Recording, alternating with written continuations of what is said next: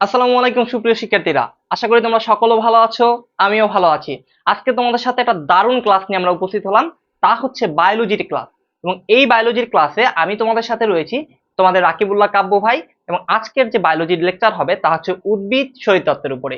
এবং বিগত 20 বছরে ঢাকা বিশ্ববিদ্যালয়ে যতগুলো কোয়েশ্চেন এসেছিল এই চ্যাপ্টার থেকে আমরা সেগুলো খুব সুন্দর করে সলভ করব। এবং আশা করি আগামীতে যারা ঢাকা বিশ্ববিদ্যালয় পরীক্ষা দিবা বা বিভিন্ন পাবলিক ইউনিভার্সিটির পরীক্ষা দিবা এরপর আর সমস্যা হবে না। এবং তোমাদের জন্য সুখবর হচ্ছে গিয়ে বিভিন্ন বোর্ডেও এরকম প্রশ্নগুলো একবার ঢাকা বিশ্ববিদ্যালয়ের প্রশ্নগুলো উঠিয়ে দেয়। তাই তোমার কাজ হচ্ছে গিয়ে আমাদের সাথে মোটমাট আমরা এখানে 13টা প্রশ্ন সলভ করব। এবং এই প্রশ্ন সলভ করার সাথে সাথে আমরা আরো প্যারালাল তথ্য টেনে দিব। এবং আশা করি 13টা প্রশ্নের সাথে আমাদের আরো প্যারালাল তথ্য নিয়ে মোট 50টার মতো এমসিকিউ এখানে হয়ে যাবে। তাই তোমার কাজ হচ্ছে গিয়ে 15 থেকে 20 মিনিট ধৈর্য সহকারে বসা, আমাদের এই ক্লাসটা সুন্দর করে করা। এবং আগামীকালকের ঢাকা বিশ্ববিদ্যালয় অধিভুক্ত যে ইউনিটগুলোর পরীক্ষা রয়েছে সেখানেও কিন্তু এখান থেকে হুবহু প্রশ্ন তুলে দিবে। সেই জন্য আমার ক্লাসটায় থাকো এবং আজকের 2টা মার্ক তুমি নিশ্চিত করে নাও ইনশাল্লাহ। তো আমরা ক্লাসটা শুরু করি এখন। তো চলো। আচ্ছা, আমরা প্রথমে একটা প্রশ্ন দেখতে পাচ্ছি, তা হচ্ছে গিয়ে 1 নম্বর প্রশ্ন বলেছে 3PGA কোন প্রক্রিয়ায় উৎপন্ন হয়। এখন ভাইয়া কথা হচ্ছে 3PGA জিনিসটাই তো আমরা বুঝি নাই। তো এইখানে 3PGA মানে কি? 3PGA মানে হচ্ছে গিয়ে 3 ফসফোগ্লিসারিক অ্যাসিড। পি দ্বারা বুঝবো ফসফো, জি দ্বারা গ্লিসারিক, এ দ্বারা অ্যাসিড, তার মানে 3 ফসফোগ্লিসারিক অ্যাসিড কোন প্রক্রিয়ায় উৎপন্ন হয়। এখন অপশন দিয়েছে ভাইয়া এ নাম্বারে ক্রেবস চক্র, ক্যালভিন চক্র, সি4 চক্র। এখন এই ক্যালভিন চক্রের একটা নাম রয়েছে, সেটা আগে আমরা বুঝে নেই। ক্যালভিন চক্রের একটা নাম রয়েছে, সেটাকে বলা হয় সি3 চক্র। কি চক্র? সি3 চক্র। এবং সি4 চক্র যেটা রয়েছে, সেটা আরেকটা নাম রয়েছে, যেটাকে বলা হচ্ছে হ্যাস ও স্নাক চক্র। তো এখন এই দুইটার বিশেষত্ব নাম, তার মানে তোমাকে ঘুরে ফিরে আসতে পারে যে সি3 চক্রের অপর নামটা কি, ক্যালভিন চক্র, বা সি4 চক্রের অপর নামটা কি, হ্যাস ও স্ন্যাক চক্র। তো এখন কথা হচ্ছে এই যে সি3 চক্র না, এই সি3 চক্রের মধ্যে কিছু স্পেশাল জিনিস ঘটে থাকে। কি জিনিস ঘটে একটু দেখো। এইখানে আমরা দেখতে পাচ্ছি যে ফসফোগ্লিসারিক অ্যাসিড, তার মানে তোমাকে প্রশ্ন করবে যে ফসফোগ্লিসারিক অ্যাসিড কোথায় উৎপন্ন হয়। তার মানে তুমি মনে রাখবা যে এটা হচ্ছে গিয়ে ক্যালভিন চক্র উৎপাদন হয়। তার মানে 3 ফসফোগ্লিসারিক অ্যাসিড উৎপাদন হয় কোথায়? সি3 চক্রে। তাহলে ভাইয়া সি4 চক্রে কি উৎপাদন হয় একটু বলে দেন তো। এটা মনে রাখবা যে এখানে উৎপাদন হয় অক্সালিক অ্যাসিড, অক্সালিক অ্যাসিড। ওকে, গেল এটা। বেশ ভালো কথা, অক্সালিক অ্যাসিড উৎপাদন হলো। তাহলে এখানে আরো কি কি বিশেষত্ব আছে সেটা একটু বলেন। দেখো এখানে যে 3 ফসফোগ্লিসারিক অ্যাসিড উৎপাদন হলো, এইখানে বলবে যে এই যে ক্যালভিন চক্র রয়েছে, এই ক্যালভিন চক্রের প্রথম কার্বন ডাই অক্সাইড গ্রহীতাকে। তার মানে আমরা মনে রাখবো যে ক্যালভিন চক্রে যে রয়েছে কার্বন ডাই অক্সাইড গ্রহীতা, প্রথম কার্বন ডাই অক্সাইড গ্রহীতাকে RUBP। RUBP মানে কি ভাইয়া? RUBP মানে হচ্ছে গিয়ে আমরা মনে রাখবো যে আর দ্বারা মনে রাখবো রাইবোলোজ 1,5-বিসফসফেট। তার মানে তোমাকে প্রশ্ন করবে নিচের কোনটি কার্বন ডাই অক্সাইড, অর্থাৎ নিচের কোনটি ক্যালভিন চক্রের কার্বন ডাই অক্সাইড গ্রহীতা। তার মানে তুমি মনে রাখবা যে RUBP, that's mean ribose glucose বা বিসফসফেট, যেটাই মনে রাখো না কেন হবে। তো এরপর একটু লক্ষ্য করো, আমরা দেখতে পাচ্ছি যে সি4 চক্রের কথা বলছে। তার মানে এখন তোমাকে প্রশ্ন করবে যে সি4 চক্র যেটা রয়েছে, এই সি4 চক্রের প্রথম কার্বন ডাই অক্সাইড গ্রহীতা কোনটি। তাহলে এখানে যেরকম হয়েছে RUBP, ওখানেও এরকম কিছু একটা হবে, তাই না? তাহলে এখানে আমরা মনে রাখবো যে সি4 চক্রের কার্বন ডাই অক্সাইড গ্রহীতা কোনটি। তুমি মনে রাখবা ফসফোইনল পাইরুবিক অ্যাসিড। তার মানে ফসফোইনল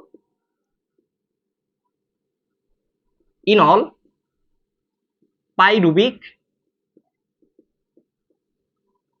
অ্যাসিড, এটা মনে রাখবা। তার মানে দেখো এইগুলো কিন্তু ইম্পর্টেন্ট ভাইয়া, এখনই তুমি মাথায় ঢুকিয়ে নাও। এগুলো থেকে যে কোনো জায়গা থেকে প্রশ্ন আসতে পারে। হ্যাঁ, অনেক ইম্পর্টেন্ট। তো এরপরে দেখো, তার মানে এখান থেকে আমাদের প্যারালাল তথ্য গেল। এরপর আরেকটা তথ্য পড়ে রাখো, যে এখানে যে সি4 চক্র রয়েছে না, এই সি4 চক্রের তাপমাত্রাটা আসলে কত, এটা আসে পরীক্ষায়। এটা মনে রাখবা যে 30 থেকে 45 ডিগ্রি সেলসিয়াস, 30 থেকে 45 ডিগ্রি সেলসিয়াস। তাহলে সি3টা কত? সি3টা হচ্ছে ভাইয়া 10 থেকে 25 ডিগ্রি সেলসিয়াস। এটা মনে রাখবা, ভালো করে মনে রাখবা। তো এটা গেল। এরপর আমরা কি মনে রাখতে পারি? তো এখান থেকে আমাদের 6টার মতো এমসিকিউ কিন্তু হয়ে গেল এটা সহকারে। তো এরপরে যেটা রয়েছে 2 নাম্বারটা, এই 2 নাম্বারে বলেছে সি4 উদ্ভিদের প্রথম স্থায়ী পদার্থ কোনটি। অলরেডি আমরা পড়ে ফেলছি, দেখো অক্সালিক অ্যাসিড। প্রথম স্থায়ী পদার্থ, প্রথম স্থায়ী, এটা হচ্ছে C4, প্রথম স্থায়ী। আর এইখানে হচ্ছে গিয়ে প্রথম স্থায়ী কোনটা, এই যে এটা 3-ফসফোগ্লিসারিক অ্যাসিড, C3 এর। তার মানে C4 এর প্রথম স্থায়ী পদার্থ কোনটি, অক্সালিক অ্যাসিড। তার মানে এটাও ডান আমাদের। তো এরপর দেখো 3 নাম্বার বলছে কোনটির অভাবে পাতা ও ফুল ঝরে পড়ে। খুবই ভালো একটা কোয়েশ্চেন এবং যে কোনো ভর্তি পরীক্ষা আসার মতো একটা কোয়েশ্চেন এবং বোর্ড পরীক্ষা আসার মতো একটা কোয়েশ্চেন। তো তুমি একটু লক্ষ্য করো তো কে কে অ্যান্সার দিতে পারো। হ্যাঁ, আমি 30 সেকেন্ড সময় দিচ্ছি, কে কে অ্যান্সার দিতে পারো একটু কমেন্ট করে জানাই ফেলো, আমি পজ করে দিচ্ছি। ওকে, ওকে, ডান। কমেন্ট করে জানাই দাও তো। আচ্ছা, তো এখন এখানে দেখতে পাচ্ছি কোনটির অভাবে পাতা ও ফুল ঝরে পড়ে। তো তুমি মনে রাখবা কি, এখানে আছে potassium ion, phosphorus ion, magnesium ion এবং আয়রন আয়ন। এবং এইটার একবারে অ্যান্সার হচ্ছে গিয়ে ফসফরাস আয়ন, কোনটির অভাবে পাতা ও ফুল ঝরে পড়ে, তাহলে হবে কি ফসফরাস। এখন এইখানে যে পটাশিয়াম আছে, ম্যাগনেসিয়াম আছে, আয়রন আছে, এদের বিশেষত্ব কি, পটাশিয়াম যে আছে না, এর জন্য কি হয়, পাতার কিনারা হলুদ হয়, পাতার কিনারা হলুদ হয়, পাতার কিনারা হলুদ হয়, বেশ ভালো কথা। এরপরে কি রয়েছে, ম্যাগনেসিয়াম আয়ন রয়েছে। ম্যাগনেসিয়াম আয়নের কাজ কি, হ্যাঁ, এরা হচ্ছে গিয়ে ক্লোরোফিলের সংশ্লেষণে বাধা দেয়, মনে রাখবা, বা ক্লোরাইসিস হতে বাধা দেয়। তো ক্লোরাইসিস করতে বাধা দেয় বা ক্লোরাইসিসে বাধা দেয়,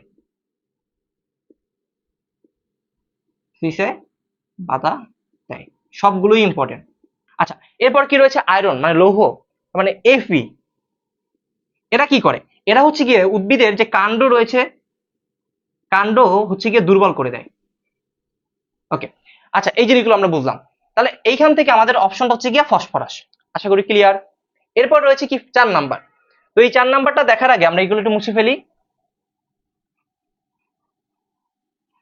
আচ্ছা, তো এখন দেখো এই 4 নাম্বারে কি বলছে, ইটিএস। ইটিএস মানে কি, ই দ্বারা বুঝবো ইলেকট্রো, টি দ্বারা ট্রান্সপোর্ট, এস দ্বারা সিস্টেম। তার মানে ইলেকট্রো ট্রান্সপোর্ট সিস্টেমে কোনটি থেকে অক্সিজেন ইলেকট্রন গ্রহণ করে। তার মানে ইলেকট্রন বা ইলেকট্রো ট্রান্সপোর্ট সিস্টেমে কোনটি থেকে অক্সিজেন ইলেকট্রন গ্রহণ করে নাকি, হ্যাঁ গ্রহণ করে। তো এখন এখানে দেখতে পাচ্ছি কি এ নাম্বারে দিছে cyto A3, cyto B, cyto C. তার মানে এটা একবারে মুখস্থ করে নিবা যে এটা হচ্ছে কি সাইটো A3, অপশনে যেটা দেখবা এটা দেখাই দিবা। তো এখন 5 নাম্বার বলছে চক্রীয় ফটোফসফোরাইলেশনের এক চক্রে কতটি এটিপি তৈরি হয়।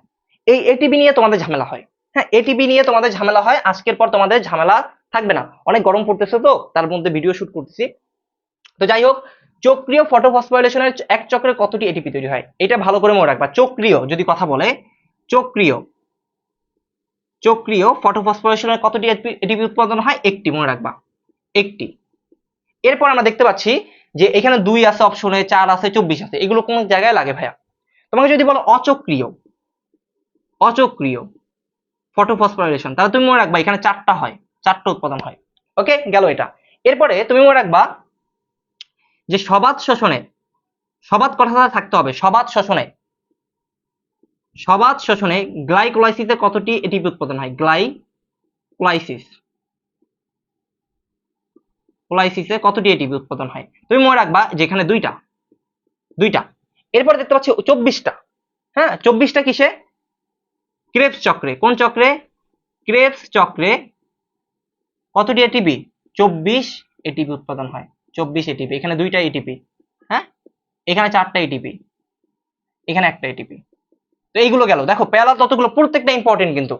তো এই অপশনগুলো গেল, তার মানে চক্রীয় ফটোফসফোরাইলেশনে এক চক্রে কতটি এটিপি তৈরি হয়, একটি এটিপি তৈরি হয়। এরপরে কি দেখতে পাচ্ছি 6 নাম্বার, নিচের কোনটিকে হিল বিক্রিয়া বলা হয়। অনেক অনেক ইম্পর্টেন্ট, ঢাকা বিশ্ববিদ্যালয় 12-13তে শিখেছিল। তুমি সহজ কথা, হিল বিক্রিয়া মানে কি তুমি মনে রাখবা, যেখানে পানি থেকে, পানি থেকে কি হবে, অক্সিজেন বের হবে, অক্সিজেন বের হবে। তাহলে এটা দেখো কোথায় আছে, পানি থেকে অক্সিজেন, এই যে দেখো পানি থেকে অক্সিজেন, তার মানে বি নাম্বারটা অ্যান্সার। এরপর কি দেখতে পাচ্ছি 7 নাম্বার, ক্রেবস চক্রে কতটি NADH2 তৈরি হয়। হ্যাঁ এটা একবার মুখস্থ করে নিবা, ক্রেবস চক্র বললে এবং কতটি NADH তৈরি হয়, তার মানে মনে রাখবা যে মোট 3টা। ক্রেবস চক্রে কয়টা NADH তৈরি হয়, 3টে NADH তৈরি হয়। এরপর দেখতে পাচ্ছি অবাধ শোষণে এক অণু গ্লুকোজ থেকে কত অণু এটিপি তৈরি হয়। অবাধ শোষণ বলতে, অবাধ শোষণ যদি বলে তাহলে এক অণু গ্লুকোজ থেকে কত অণু এটিপি তৈরি হবে, তুমি মনে রাখবা 2 অণু এটিপি তৈরি হবে। অবাধ শোষণে গ্লুকোজ থেকে কত এটিপি, 2 অণু এটিপি তৈরি হবে। এবং এখানে অপশন দেখতে পাচ্ছি এবার 36। এই 36 কি দেখো, আমরা মনে রাখবো সবাত শোষণে, সবাত শোষণে, সবাত শোষণে মোট এটিপি মোট এটিপি কত 36 এটিপি তৈরি করে, 36 এটিপি তৈরি করে। তাহলে সবাত শোষণে যদি আসে যে মোট এটিপির উৎপাদন কত, তাহলে 36। এর আগের বইতে যেটা ছিল সেটা হচ্ছে কি 38 ছিল, কত ছিল 38 ছিল। তাহলে নতুন বইয়ে আমাদের 36, তার মানে প্রশ্ন যেহেতু নতুন বই দিয়ে হবে সেটা আমরা 36 দেখাবো। এরপরে দেখো স্টোমাটা খুলতে কোনটি দায়ী, স্টোমাটা খুলতে কোনটি দায়ী, স্টোমাটা মানে কি আসলে সেটা বুঝতে হবে। পত্ররন্ধ্র, এইটা ডিউ 7 কলেজ এসেছিল, ঢাকা বিশ্ববিদ্যালয় এসেছিল। দেখো স্টোমাটা খুলতে কোনটি দায়ী, এখানে মনে রাখবা যে পটাশিয়াম আয়ন, পটাশিয়াম আয়ন মানে পত্ররন্ধ্র খুলতে সাহায্য করে। গেল এটা। আচ্ছা, তো এরপরে দেখো এই পার্টের ভিতরে অনেক ইম্পর্টেন্ট জিনিস আছে। হ্যাঁ, এখানে অল্প একটু পার্ট বা ইম্পর্টেন্ট জিনিস অনেক। তো এখন এখানে একটু লক্ষ্য করো তো ভালো করে, যেখানে বলছে C4 উদ্ভিদ কোনগুলো, C3 উদ্ভিদ কোনগুলো, এটা খুব ভালো করে মনে রাখো। C4 উদ্ভিদ যারা রয়েছে, C4 উদ্ভিদ, C4 উদ্ভিদ, হ্যাঁ এখান থেকে একটা কোশ্চেন আসার সম্ভাবনা 90%। হ্যাঁ, যে কোনো ভর্তি পরীক্ষায় 90%। তুমি যদি C4 উদ্ভিদ মনে রাখতে পারো, তোমার C3 উদ্ভিদ মনে রাখা লাগবে না। তুমি C4 উদ্ভিদ কোনগুলো, ইক্ষু, এটা বেশি আসে ইক্ষু।